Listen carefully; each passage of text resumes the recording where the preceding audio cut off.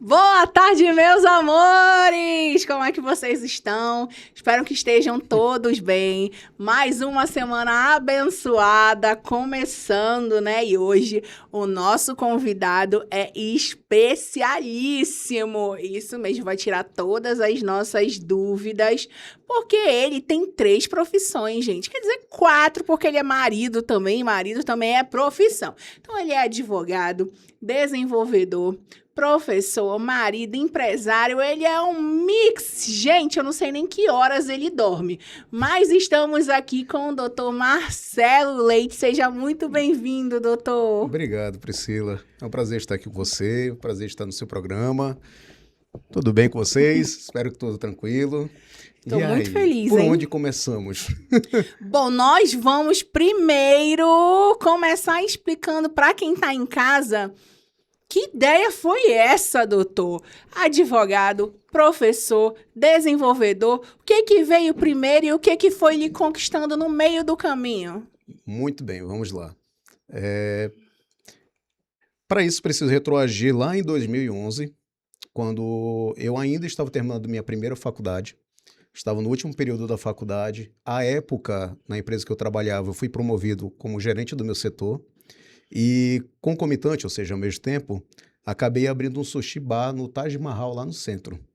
Só que eu lembro que foi no dia 11 de fevereiro, por volta das 19 horas, minha mãe estava assistindo novela na sala de casa. Eu havia chegado do trabalho, faltei à faculdade esse dia. Entrei no meu quarto, quando entrei no meu quarto, ouvi ela chamando meu nome bem baixinho, falando Marcelo Augusto. Ela é a única pessoa que me chama de Marcelo Augusto. Aí eu achei estranho. Nisso que eu achei estranho, saí correndo, encontrei minha mãe tendo um ataque epilético na sala. E desse ataque epilético veio uma parada cardíaca. Dessa parada cardíaca, enfim, foi aquela correria, o desespero da família, não sabia o que estava acontecendo. A minha mãe era uma pessoa totalmente saudável, ativa. Eu lembro de ter carregado a minha mãe roxa nos meus braços. Fomos para o hospital, para cima e para baixo, enfim. Alguns dias depois descobrimos que a minha mãe estava com câncer no cérebro. Nisso, na época era somente eu, meu irmão, meu pai e minha mãe.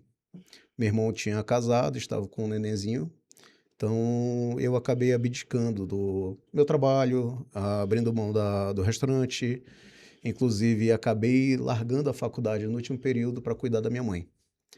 Nisso que passei a cuidar da minha mãe foram 6 para 7 anos sem conseguir nenhum trabalho formal. Então, dentro da informalidade, em que cheguei a capinar quintal, cheguei a me vestir de palhaço para ficar distribuindo panfleto em sinal, já fui promotor de operadoras, Vivo, TIM, Claro, etc., vendedor de shopping, o que você possa imaginar. Eu nunca tive problema com o trabalho, mas eu não conseguia nada fixo para ajudar na renda de casa. E aí meu pai trabalhava, mas se desdobrava em 3 para poder ajudar tanto a mim quanto a minha mãe. E devido aos ataques epiléticos, a minha mãe não tinha condições de ficar só. Então, realmente precisava de alguém 24 horas ao lado dela.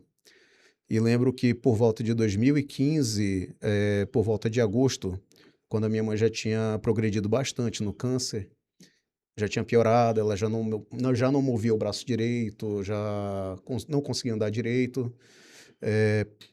Nós conseguimos uma consulta no Hospital de Câncer de Barretos. E eu lembro muito bem, nós saímos de Manaus dia 1 de agosto de 2015. No dia 1 de agosto, nós fizemos almoço em casa, minha mãe ainda andava, ainda falava. Quando foi finalzinho da tarde, antes de embarcar, minha mãe já não passou mais a andar. Quando chegamos no aeroporto, minha mãe não andava de jeito nenhum mais, então precisou ir para a cadeira de rodas.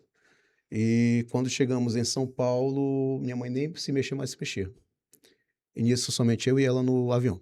E tudo muito novo, do nada, minha mãe parou de andar, parou de se mexer, etc. Enfim, eu lembro que chegamos no hospital. Lá no hospital foi quando finalmente eu vi a minha mãe sendo atendida, eu comecei a desfalecer, chorar. E aquele desespero, o que eu vou fazer da minha vida? Assim, entreguei nas mãos de Deus. Fosse o que Deus quisesse. E eu lembro muito bem que a oração que eu fiz foi: se for para minha mãe ficar sofrendo, que se eu leve. Mas se for para minha mãe ficar boa, então que ela fique boa de verdade. Aí, enfim, entre esses dias em que a minha mãe ficou internada, foi para UTI, conseguiram fazer uma cirurgia nela, de emergência e na cirurgia conseguiram remover 99% do câncer. Então, foi segundo as palavras dos próprios médicos do Hospital de Câncer de Barretos, foi um milagre. E nesse milagre eu lembro muito bem, quando eu entrei na UTI, fui a primeira pessoa a entrar junto com uma tia, e a enfermeira chegou do lado da minha mãe, o nome da minha mãe é Helenice. Aí a enfermeira, ela bem de interiorzinho, ela não sabia falar, ela não falava direito o nome da minha mãe, chamava Ninice. Oh. Ela passou do lado da minha mãe na UTI, toda entubada, e fez bem assim, Dona Ninice, bora, seu filho tá aí. Oh. E isso ela fez no pé da minha mãe. Como eu falei, minha mãe não andava mais, né? Já não sentia mais a perna direita. E a primeira coisa que a minha mãe fez foi dar um chute. Aí eu comecei a chorar, enfim. Nesse período em que nós passamos a morar no interior de São Paulo, em Barretos, fiquei lá para ficar cuidando da minha mãe. Fisioterapia, quimioterapia, radioterapia, enfim, todos os tratamentos necessários. Já longe de Manaus, que pelo menos aqui eu conseguia me virar nos 30. Eu capinava um quintal se fosse o jeito, lá não. E lá não tinha nada para fazer. Desconhecido, né? Não conhecia ninguém. Isso. Mas eu sempre tive uma quedinha por tecnologia. Então, nisso, eu tentei, mesmo sem internet, sem acesso à internet direito, que lá não tinha Wi-Fi, era só o 3G do celular e era ruim também o local, interiorzão. E onde nós ficávamos próximo ao hospital era pior ainda. Não tinha estrutura, eu fui dando meu jeito de aprender a desenvolver site. E eu lembro que eu tinha um notebook todo velhinho, carcaça toda quebrada, para abrir dava o maior trabalho, A gente tinha que sempre segurar. começa assim, Aí né? passar fita isolante, ixi, se saísse um pouquinho, o cabo do carregador ele desligava na hora, a bateria não era viciada, a bateria já nem existia mais. Tinha que andar com a extensão, né? Exatamente. Aí, enfim, ali veio uma oportunidade. E eu comecei a desenvolver sites de fato. Eu lembro que o meu primeiro cliente foi aqui em Manaus, foi uma pessoa que ele apostou mesmo em mim. Digo que foi uma bênção mesmo. Era uma pessoa que até então era desconhecida, simplesmente me ligou, passaram meu contato, disseram que tu faz site. Enfim, deu certo, lancei um site. Deus colocando anjos na tua vida. Exatamente. E isso lá no interior de São Paulo, sem estrutura, sem nada, né? E aí foi dando certo. Apareceu um cliente, o outro, gostou do meu serviço, foi gostando.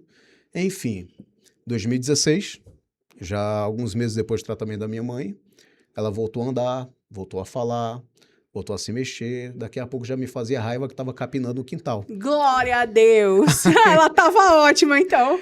E aí foi quando voltamos para Manaus e aqui, enfim, eu lembro que eu saí vendendo umas besteirinhas e outras que eu tinha em casa para poder comprar um notebook melhor. E aí daquele notebook eu passei a fazer cursos online, etc., para me especializar em desenvolvimento de site. Então foi quando eu acabei lançando alguns portais de notícias e daí foi guinando o negócio. Foi dando certo. E era bom porque eu conseguia trabalhar dentro de casa com a minha mãe do meu lado. Então a distância que eu estou de você era eu trabalhando com a minha mãe. Tá? Ela deitada, sentada, seja lá o que for, eu estava de olho nela e trabalhando aqui. Tanto é que à época eu não faturava tão bem com o site porque eu não tinha condições de pegar tanta demanda por dividir essa atenção. E aí foi quando, no início de 2017, eu resolvi fazer alguma outra coisa na minha vida, queria crescer, precisava ganhar mais, querendo ou não, sabemos a economia brasileira, né? E sites estava bom, mas ainda não era o suficiente. Porque nesse meio tempo, além da situação de saúde da minha mãe, devido às consequências da saúde da minha mãe, custo com tratamento, etc., meu pai faliu. Nisso que meu pai faliu, meu irmão, ao mesmo tempo, foi demitido do trabalho dele. Meu Deus. Eu já trabalhava 8 anos na mesma empresa. Então, assim, acabou ficando uma carga muito pesada para todo mundo. E tudo de uma vez só, Tudo né? de uma vez só, exatamente. E aí tava o Marcelinho lá, o que eu faço da minha vida? Meu Deus, né? Mais um milagre, Senhor, Mais um milagre. milagre. O que eu faço? Eu lembro muito bem. Eu me ajoelhei uma noite, falei assim, Senhor, eu não sei o que fazer da minha vida, mas eu quero fazer algo novo. Então, sempre fui temente a Deus e pedi, Pai, eu não sei o que eu vou fazer. E eu lembro de ter falado, eu nunca quis estudar direito. E a minha mãe, desde pequena, dizia, você vai ser advogado, você vai ser juiz. O sonho das mães, ser médico ou ser advogado, né? Isso. Aí eu lembro na minha oração, tá? Na minha oração, falando, Senhor, eu nunca quis, não tenho vontade de estudar direito, eu nunca quis estudar direito. Tem que estudar muito, tem que ler muito. O pensamento todo mundo tem. Medicina, eu vou ter que, no mínimo, largar um ano da minha vida para um preparatório. E eu não me dou bem com biologia e áreas da saúde.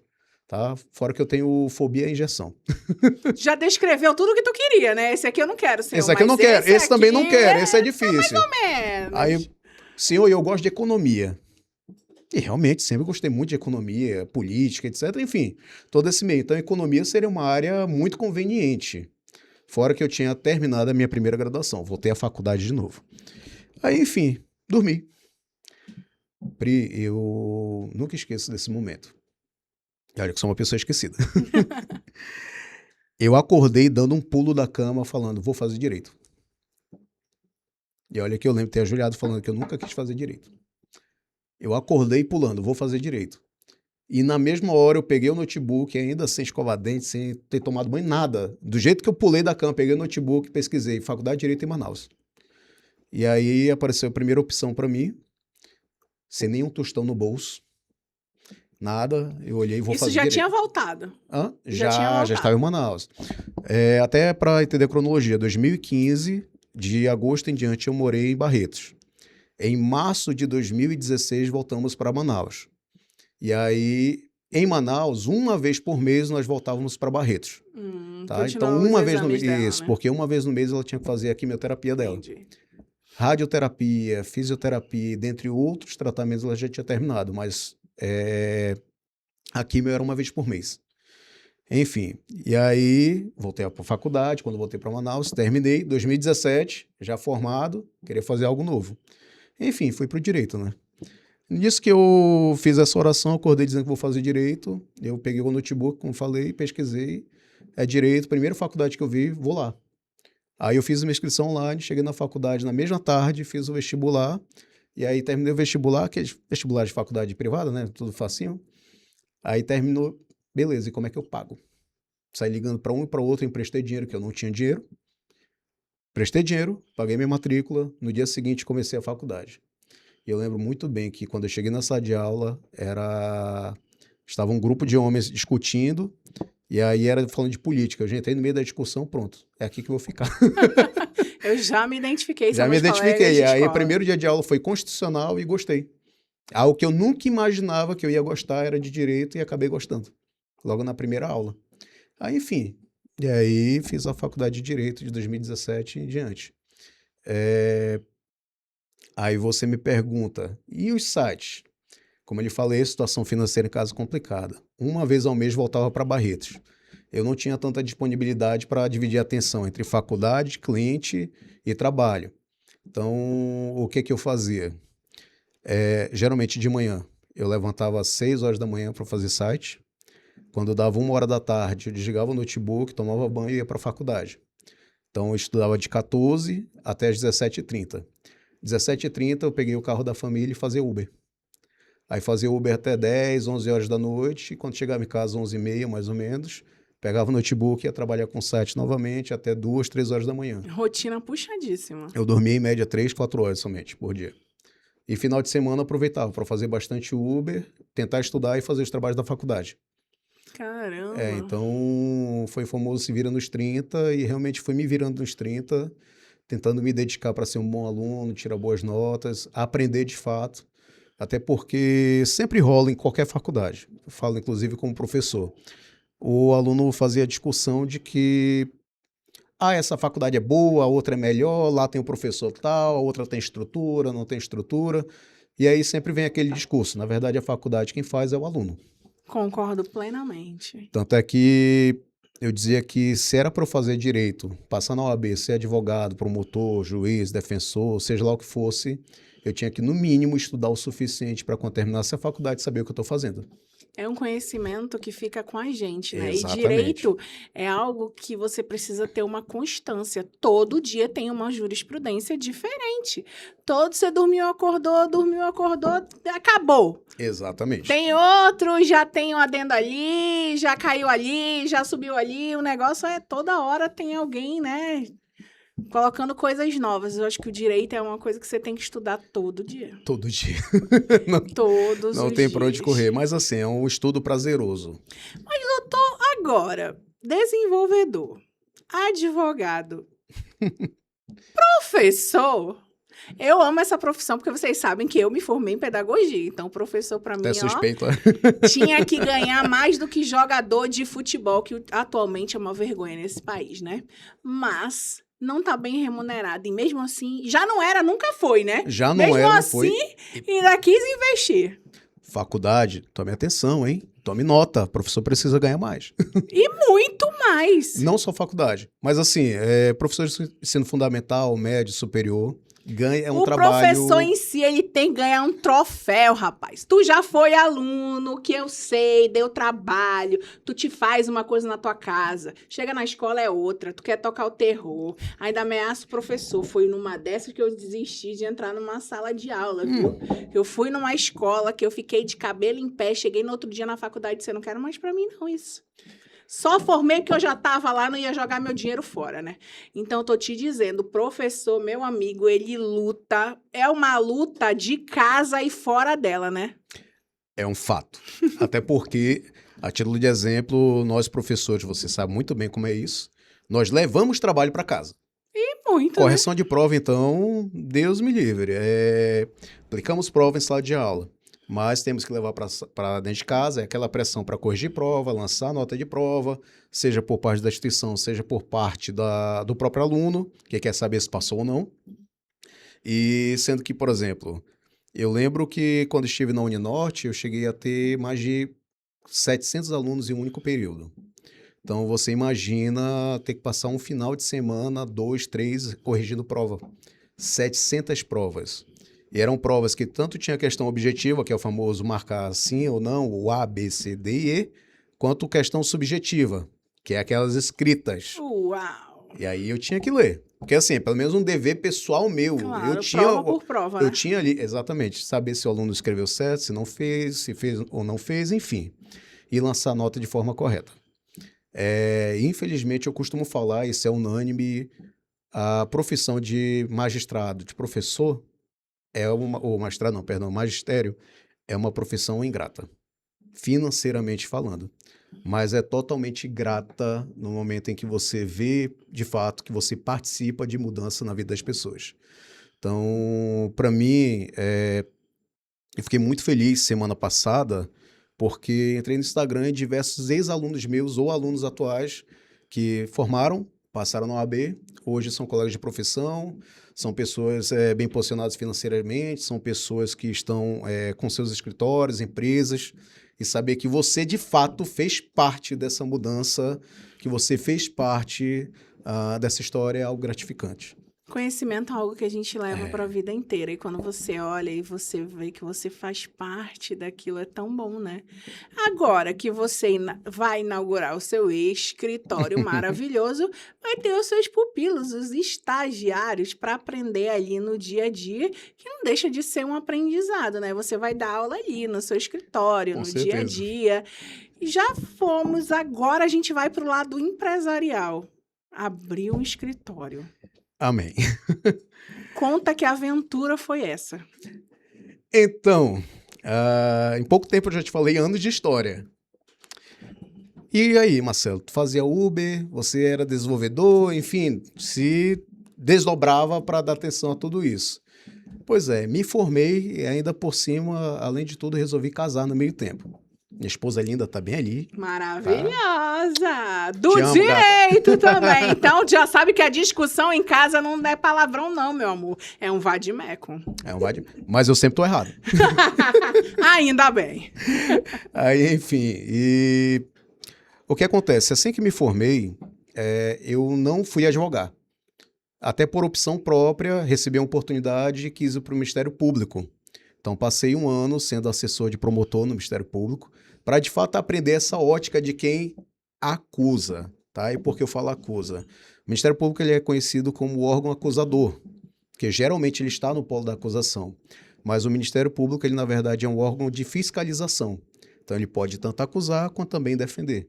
Ele pode pedir para condenar, quanto também pode pedir para absolver. Tá? Então, ali foi uma experiência maravilhosa. Sou muito grato pelo promotor que me convidou, o Caio Lúcio, uma pessoa que eu realmente guardo no coração. É amigo, é legal, é bacana. Tanto é que à época eu lembro que ele não gostava que eu chamasse ele de doutor. Aí, sempre que eu mandava mensagem, eu ligava, doutor, não me chama de doutor. Aí, quer que eu te chame como? Não sei, do jeito que tu gosta aí, vou te chamar de chefe. Tá bom, é chefe. Até que até hoje está, chefe. No celular tá assim, chefe Caio Lúcio. E aí, quando eu saí do Ministério Público, eu lembro que eu saí no dia 7 de agosto de 2023. No dia 8 de agosto de 2023, eu comecei a dar aula na Uninorte. Então, foi assim, uma coisa atrás da outra. E comecei a pegar processo, sim, comecei a atuar, mas não abri escritório. Por quê? Não tinha condições de estar dando aula e advogando num volume alto. Inclusive, em sala de aula, isso acontece em toda a faculdade com todo professor. O professor novato é sempre entupido de matéria. Então, eu dava aula de manhã, dava aula à noite, e à tarde, o que sobrava tempinho era onde eu ia advogar. Saí da faculdade depois de 2 anos, e aí, finalmente, eu resolvi, não, vou dar uma respirada, vou esperar uns 6 meses e vou abrir um escritório, vou me dedicar à advocacia. E não tá mais dando aula. Tô. Ai, meu Deus, eu jurava que ele não tava mais dando aula, gente. Tô. Abri o escritório, graças a Deus, nós estamos com 2 meses de escritório aberto, mas também fui convidado para dar aula por outra faculdade. Comecei a dar aula lá, gostei, uma faculdade muito boa, bem estruturada, alunos muito bons. Gosto de vocês, de verdade, tá? Essa turma é boa. Qual é essa faculdade? A gente quer saber. FAMetro. FAMetro. Dou aula na FAMetro atualmente, tá? E comecei a dar aula da matéria de Direito Administrativo lá. Peguei uma turma muito boa de 26 alunos, então uma turma pequena, é boa de dar aula. Como são poucas pessoas, você consegue dar bastante atenção a cada um. Pequena, 26 pessoas, tá entupida a sala. Então, na outra faculdade tinha turma de 128 alunos. Meu Deus do céu. Gente, retiro o que eu falei, tá pouco. Bora, gente, se matricula logo. Cheguei a dar aula em salas que eram 3 salas conjugadas. Então, tiraram a parede, que geralmente é drywall, para poder transformar em uma sala só. Daqui a pouco vai ser igual nos Estados Unidos, que parece um auditório, né? Que a galera bota as cadeiras, o professor fica lá no palco dando aula. Já cheguei a dar aula, inclusive, no auditório de lá por causa desse tipo de coisa. Tá vendo? Que legal. Turma muito grande mesmo. Tanto é que era certo. Essa noite eu voltava para casa rouco. Mas o bom é que a gente percebe que as pessoas estão querendo adquirir conhecimento. Sim. Isso é legal, né? Que as pessoas não estão paradas, estão em desenvolvimento, querendo aprender, seja qual for a profissão. O importante é estar sempre aprendendo na sala de aula e estudando, né, gente? Não adianta ir lá só sentar e ficar no celular para estudar. Isso é verdade. Até um fato curioso. Assim como aconteceu comigo, que é já outra história que, enfim, pelo tempo Adoro! Não dá pra contar. É uma hora de histórias. Quase boa parte dos alunos de direito vieram para o direito devido a algum trauma, algum problema jurídico na família. Seja com o próprio aluno ou que aconteceu com algum parente próximo, alguém que ama muito. Tá? Então... Rapaz, vocês acreditam que eu também queria fazer direito só pra processar meus parentes? Meu amigo, porque isso é um urubu em cima de urubu. Tive até que me mudar, gente. Até me mudei, porque era tanto urubu em cima da minha casa que eu não aguentava mais. É verdade que eu vou fazer direito pra processar todo mundo lá de perto da minha casa. É bom. É bom. Tanto é que comentei que meu pai faliu, e uma das coisas que fizeram ele falir, além da doença da minha mãe, foi que o principal prestador de serviço que ele tinha, que era um parceiro de anos e anos, sempre ajudou, trabalhou junto, enfim, acabou colocando meu pai num processo em que essa pessoa era culpada, apontou meu pai como culpado e processou meu pai no valor de 17 milhões de reais. Meu Deus do céu. Sempre alguém quer tirar vantagem, né? Incrível. Mas assim, a história por detrás realmente é dramática. Infelizmente foi um acidente de trânsito, uma pessoa morreu. Poxa. Era uma pessoa influente. E essa empresa parceira do meu pai é uma empresa milionária, grandíssima. Os pequenos sempre. E meu pai, um caminhoneiro autônomo. Então assim, com o caminhão dele, já com vários anos, etc., acabaram jogando a culpa para ele. E meu pai, boa intenção, bom coração, foi seguindo o ritmo, pensando que estava dando tudo certo, que era para ajudar. Enfim, acabou sendo jogado no meio do tiro trocado. A gente que é bonzinho sempre se lasca, né, doutor? E acabou se tornando escudo para o empresário, desculpe a palavra, pilantra. Tem sempre um. E aí... Já morreu o empresário? Nada, tá Tomara que esteja doente. É, muito bem de Senhor, vida. não me ouça, mas... Cresceu foi muito. Que pague aqui em vida, né? O que se faz no outro. Sempre Honestamente, tem que não se sei, pagar em mas vida. cresceu muito. Enfim, aí, infelizmente, isso foi uma das coisas que acabou me atraindo para o direito. Também, mas eu nunca quis estudar direito, isso era um fato. Eu não E hoje queria está bem mesmo, não consolidado, queria. né? Olha, Deus escreve certo por linhas tortas, tá vendo? E eu não queria mesmo. Aí, enfim, como meio que surgiu um tempinho a mais, terminei a faculdade, comecei a investir mais na área de desenvolvimento. Então, conseguimos crescer, atender não somente clientes locais, mas passei a atender em todo o país. Tinha pouquíssimos clientes no resto do país, mas passei, de fato, a expandir. Então, hoje, a Manaus, obviamente, estamos no norte. Boa parte dos meus clientes são no extremo sul, Santa Catarina, Rio Grande do Sul e Paraná. Vocês estão pensando que ele é besta? Ele tá em todo o país, amor. Ele está em todo o país. Então, se você quer fazer um site... É isso aí. Quer desenvolver? É com ele. Ai, você já aproveita. Ele já é teu advogado também. É isso aí. 2 em 1. Tem desconto, né? Quem sabe? Vai ter desconto sim. São 2 em 1, doutor. Vai ter cupom da Pri?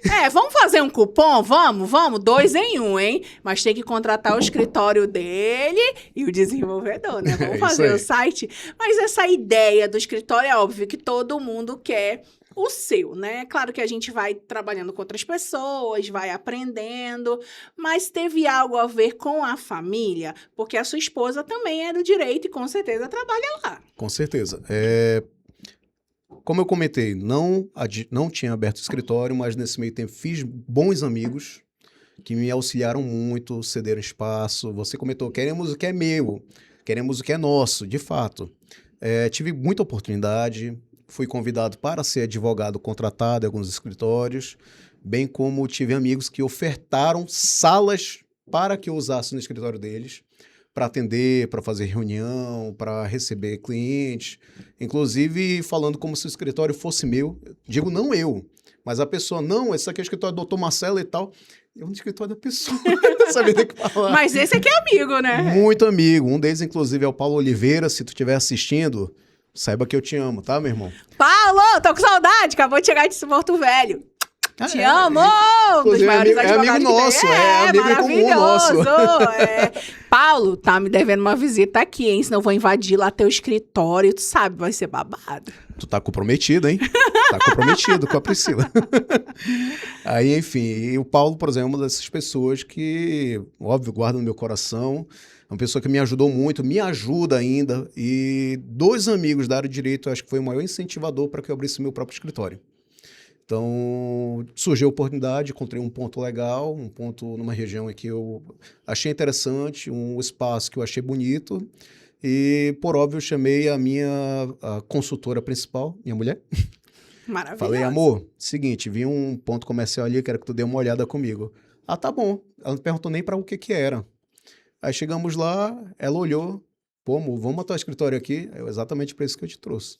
Ela gostou, eu gostei, estava sem nenhum tostão no bolso. Orei, como eu falei, sou homem de fé, né? Virei para a pessoa, olha, eu tenho interesse. A gente consegue fechar, mas conseguimos. Tu consegue me pagar amanhã? Aí eu, sim, tá bom. Ok. Não sabia onde tirar, não tinha gente me devendo. Simplesmente de manhã eu peguei uma diligência, foi cerca de 15, 20 minutos a diligência. A pessoa virou para mim e perguntou quanto é que é o valor. Eu, X.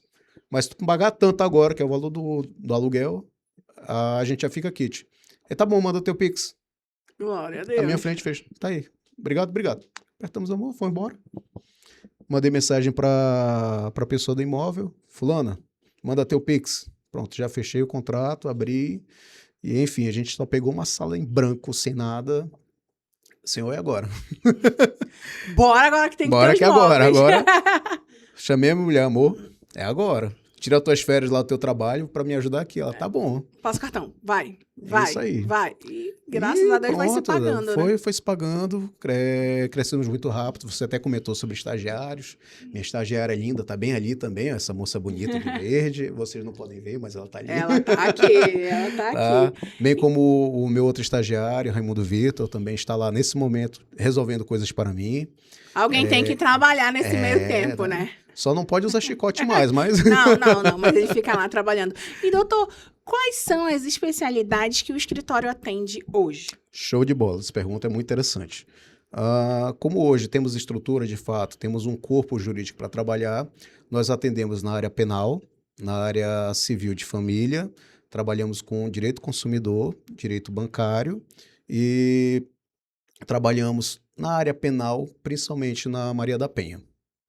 Tá. Certo. Eu sei que o senhor se especializou em todas essas áreas, mas o seu xodó é ajudar as mulheres. A sua especialização é a Maria da Penha.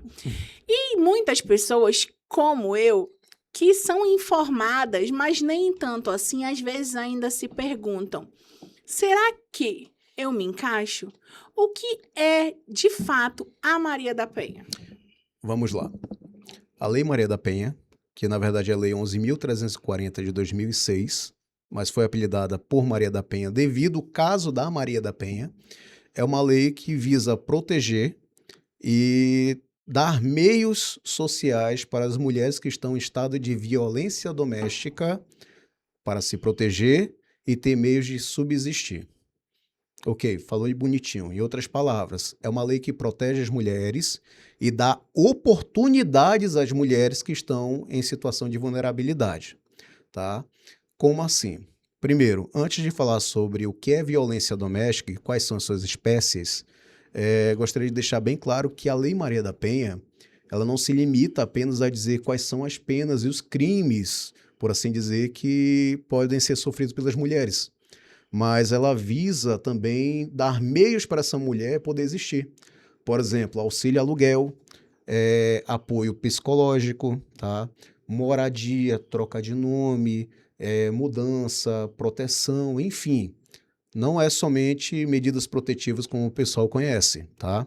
De fato, traz ali, por exemplo, a situação daquela senhora que largou tudo na vida para ser dona de casa, passou 20 anos com o mesmo homem, um homem violento. E agora, meu Deus, não vou denunciar porque ele vai me expulsar de casa. Não vou denunciar porque eu não vou ter como comprar comida para os meus filhos. A Lei Maria da Penha, ela traz mecanismos sociais para auxiliar essa mulher. Então, ela vai trazer ali meios de manter a mulher com auxílio aluguel, manter a sua moradia, proteger a mulher fisicamente desse homem, não somente fisicamente, mas psicológica também. Tá? Trazer meios para que ela possa ali encontrar uma fonte de renda, também ter apoio com psicólogos, assistentes sociais, enfim, todo um corpo psicossocial fornecido, seja no próprio Tribunal de Justiça, seja na própria delegacia. Então, a mulher que está, de fato, em uma situação de vulnerabilidade, você, mulher que está numa situação de vulnerabilidade, procure sim seus direitos. Procure a delegacia da Maria da Penha, delegacia especializada mais próxima de você, porque vai ter meios não só de te proteger, mas de ajudar você na sua vida, para sair desse ciclo de violência. Então, não quer dizer que a pessoa precisa estar toda quebrada para acionar a Lei da Maria da Penha. Ela é muito mais intensa do que a gente acha. Porque a pessoa acha que só vai valer se ela já tiver apanhado, chegar na delegacia, fazer aquele corpo de delito. Mas o psicológico vai muito também, né, doutor? Vai. Então, gente, o que eu gosto de deixar bem claro é sobre as espécies de violências contra a mulher. E não só contra a mulher, mas são violências domésticas, ou seja, não é só contra a minha mulher, minha esposa, minha namorada, minha ficante. É também para qualquer espécie de mulher que tenha o convívio familiar. Isso quer dizer o quê? Uma mãe, uma filha, uma irmã, tá? E não precisa, eu vou entrar nessa questão de gênero e sexualidade sim, e não precisa ser só mulher biológica, tá? Mulheres trans também têm direito à proteção da Maria da Penha, tá? Pessoas que se reconhecem como mulheres, inclusive, como você falou, a lei se atualiza muito, então o STF chegou a reconhecimento de que casais homossexuais masculinos, ou seja, biologicamente homem e homem, também têm direito à proteção da Maria da Penha, mas cada caso é analisado, também não é banalizado, tá, gente? Cada caso é um caso, né, doutor? Não é uma bagunça, é analisado. Perdão. Eu também que quando a gente fala da Maria da Penha, que acontece muito, que as pessoas dizem que é só dentro de casa, mas acontece também fora dela, né? A Sim. agressão contra a mulher pode ser feita pelo vizinho, pode ser feita pelo amigo, eu posso ter sido agredida na universidade, posso ter sido agredida na rua. Não é necessariamente que eu precise ter sido agredida dentro de casa, não é isso, doutor? Isso. O que acontece? A Lei Maria da Penha e o Código Penal brasileiro, eles são claros em dizer que não necessita da coabitação. Então, não precisa estar no mesmo teto para ser vítima, tá? Mas tem que ter alguma questão que envolva a mulher, o sexo feminino, a sexualidade feminina, a condição de ser mulher. Então, como assim? Pode ser meu vizinho na Maria da Penha? Depende.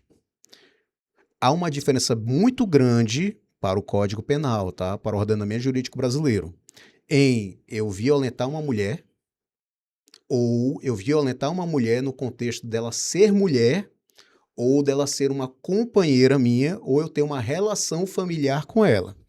Como assim?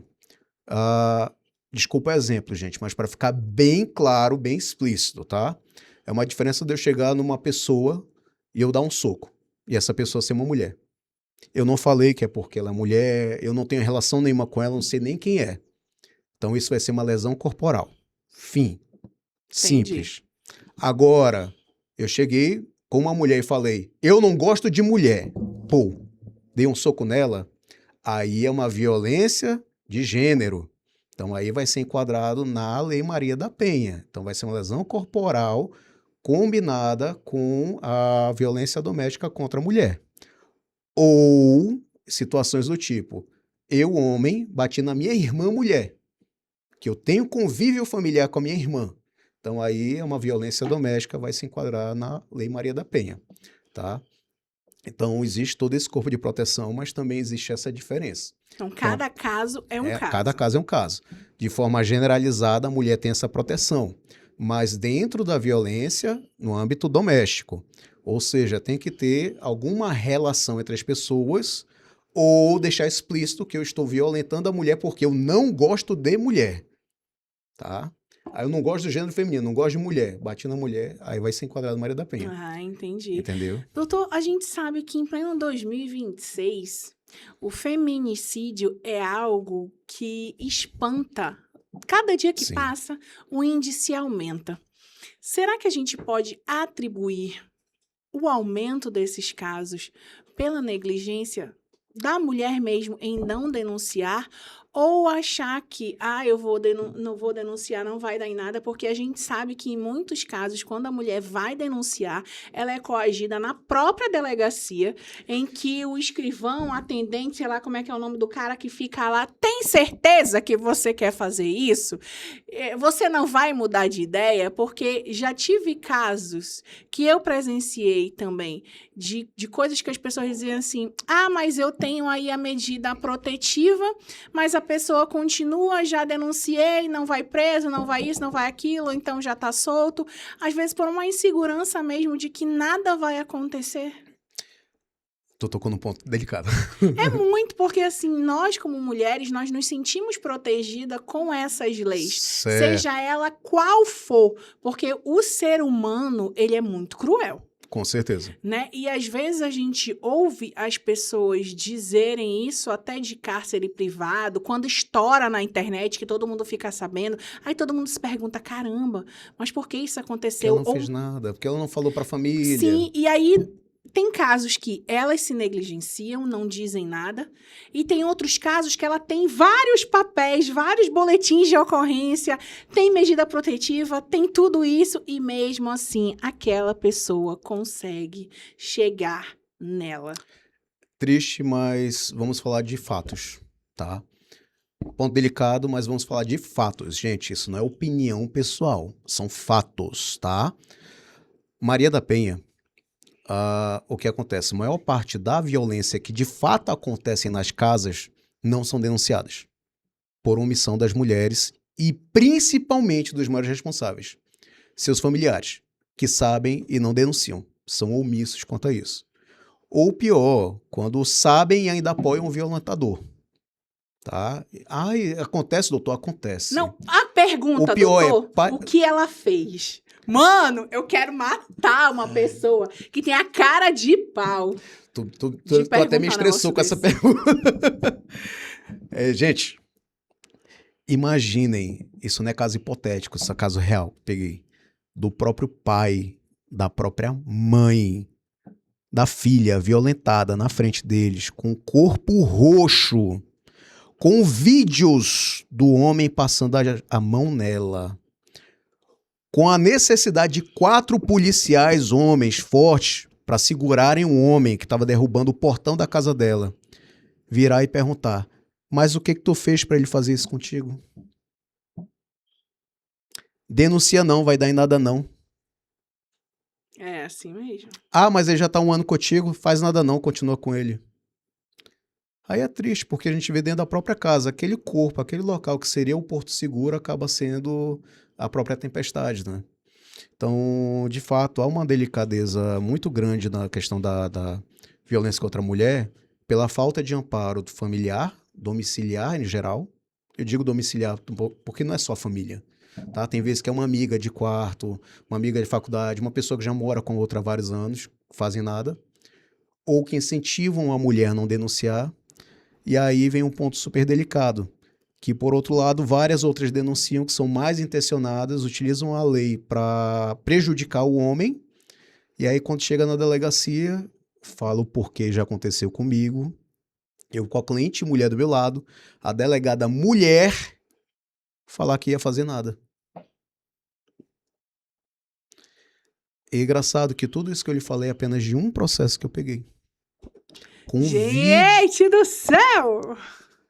Aí assim, eu olhei pra cara da delegada, falei, com toda calma, a mesma calma que eu estou falando com você. Doutora, querida, eu não quero confusão, eu não quero barraco, eu só quero que você fale de uma vez por todas, e eu não vou ficar tomando chá de cadeira, nem ficar esperando, e nem vou deixar aquela moça que tá ali em abalo psicológico se tremendo toda esperando à toa. Você vai ou não vai fazer alguma coisa? Vai ou não vai pedir medida protetiva? Não, doutor. Ok, obrigado, tchau. Nos vemos na corregedoria. Denunciei a delegada, e aí eu fiz o procedimento por vias judiciais, graças a Deus consegui a proteção dessa moça. Glória a Deus. Gente, eu tô muito triste, porque já vai acabar o programa. Já? A gente mal começou a falar. Nossa! Então você já sabe que vai ter Marcelo Leite, parte 2, porque a gente nem começou a falar de um assunto muito importante. Então, como você já conheceu a história do doutor, já sabe que ele está como desenvolvedor, como advogado e com um escritório belíssimo. No próximo programa, a gente já vai pular essa parte e vai para o que te interessa, né? Que é essa proteção que a gente tem, né? E que nos ampara, e mais ainda quando a gente encontra um advogado que realmente ele não quer só o nosso dinheiro, ele quer nos defender e vai lutar pela gente, como ele fez aqui, ó, levou a delegada para a corregedoria. Então, doutor, muito obrigada. Passou muito rápido, eu pisquei e já passou.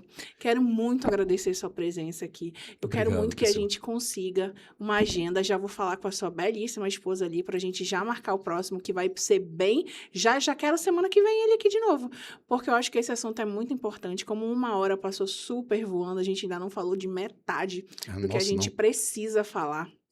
Quero muito agradecer a você que tá aí, agradecer ao Estúdio de Beleza Rose, ai, gente, eu fiquei até gaga, porque eu tô triste, porque já acabou, eu tô desolada. E a gente não falou de muita coisa, mas a Vó Biluca, com os deliciosos pães de mel, a Casa 98, a doutora Cristiane Marie, com a clínica Santa Ebote, e é óbvio, doutor, quero agradecer a sua presença. Obrigado. E para finalizar nosso programa, eu queria só que o senhor desse um recadinho, olhasse para a sua câmera, desse para um recadinho para a mulher que está em casa, que ela está na dúvida de se proteger ou não. Dá um recadinho para essa mulher. Eu tenho tempo de falar dessas violências? Tem, vai.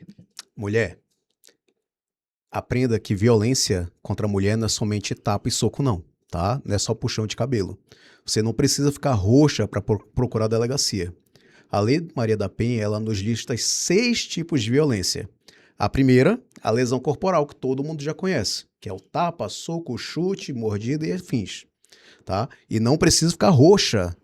Basta um empurrãozinho, um puxão de cabelo já é o suficiente para ser uma lesão corporal. Tanto é que você, ao procurar a delegacia, ela vai fazer um exame de corpo de delito para comprovar a lesão. Existe a violência psicológica contra a mulher, a violência moral.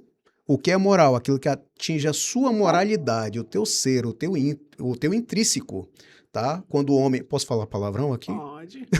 Fique à vontade. Quando o homem lhe chama, perdoe-me, tá? De puta, vagabunda, imprestável, indigna, enfim, quando ele lhe xinga, ele reduz o teu ser, é violência moral. A violência patrimonial, quando o homem controla seu dinheiro, ou controla o que você pode ou não pode comprar, adquirir. Nós temos também a violência vicária, que é quando o homem usa terceiros para lhe atingir. Como assim? Aquele homem que manipula teu filho, a tua filha, a tua avó, a tua mãe, teu sogro, para ficar contra você ou te atingir de alguma forma. Do tipo, se você não transar comigo, eu não vou levar um menino para o hospital. Ou, tu não vai fazer o que eu quero? Tu vai ver. Aí vai lá com teu pai e tua mãe, faz a cabeça deles para ficar te perturbando. Isso é violência vicária e é o tipo de violência mais recente que existe na lei, tá? E por fim, nós temos ali, eu falei da lesão, a violência física, psicológica, moral, patrimonial, a vicária e a violência sexual. Não é porque ele é seu companheiro que ele pode fazer o que quiser com teu corpo, tá? Aquele famoso meu corpo, minhas regras, existe sim dentro de um relacionamento. Então, se ele te força a ter relações, se ele te força a fazer coisas que você não gosta, isso também é uma violência contra você, mulher. Em todas essas espécies de violência, cabe denúncia, cabe proteção. Além disso, se você está sendo de fato violentada, procure uma delegacia. Porque se ele está te ameaçando, se ele está te perseguindo, se ele está te mandando mensagem em excesso, está te incomodando, não te deixa em paz, ainda existe outro tipo de violência que se enquadra no Código Penal, combinado com a Maria da Penha. E lá vão te proteger. Glória a Deus. Olha só, você já sabe que vai estar o @ do Dr. Marcelo aqui. Entra em contato com ele, agenda um horário. Se você quiser, já faz o pacote do direito e do desenvolvimento. Isso mesmo, aqui, ó. Internet, direito, ó, coladíssimo, que ele é o melhor. E aí, fica ligadinho aqui na Foco 1 TV, que é a TV que mais cresce no Brasil. E semana que vem tem mais. Aguardo vocês. Tchau, tchau.